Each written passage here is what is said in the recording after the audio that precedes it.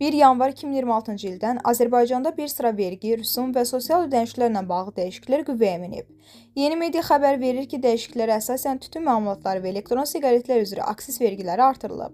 Alkoqollu və enerji içkilər üçün də aksis dərəcələri yüksəldilib. Benzin, dizel və maya qaza görə yol vergisi 3,5 dəfə artırılaraq hər litr üçün 0,02 manatdan 0,07 manata qaldırılıb. İdxal olunan köhnə minik avtomobillər üçün yeni aksis dərəcəsi tətbiq olunacaq. Hibrid və elektromobillərin idxal və satışında ƏDV güzəştinin müddəti başa çatıb. Lakin Azərbaycanda yığılan elektrikli avtobuslar ƏDV-dən azad ediləcək. Azərbaycana gətirilən bir ədəddən artıq mobil telefonun qeydiyyatı üçün 100 manat rüsum müəyyən edilib. Hər ay elektrik enerjisi və təbii qaz üzrə 1 manat sabit tarif tutulacaq.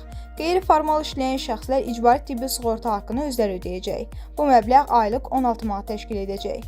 Qeyri-neft qaz özəl sektorda 2500 manata qədər maaşdan 3% gəlir vergisi tutulacaq.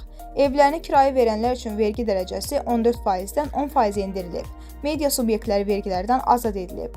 Bankların iflas prosedurunda aktivlərin tətbiq edilməsi ƏDV-dən azad olunur. Yaşayış minimumu və ehtiyac meyarı 300 manat müəyyən edilib. Azərbaycanda kişi və qadınların pensiya yaşı bərabərləşdirilərək 65 yaş olub.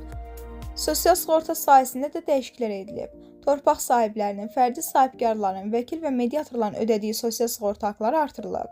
Fərdi iş sahibləri, dərzilər, aparıcılar, musiqiçilər və digər şəxslər sosial sığorta haqqını minimum aylıq əmək haqqının 8% həcmində ödəyəcək. Bundan əlavə, kişi və qadın salonları, eləcə də kosmetoloji mərkəzlərinin xidmətlərində ƏDV geri qaytarılacaq.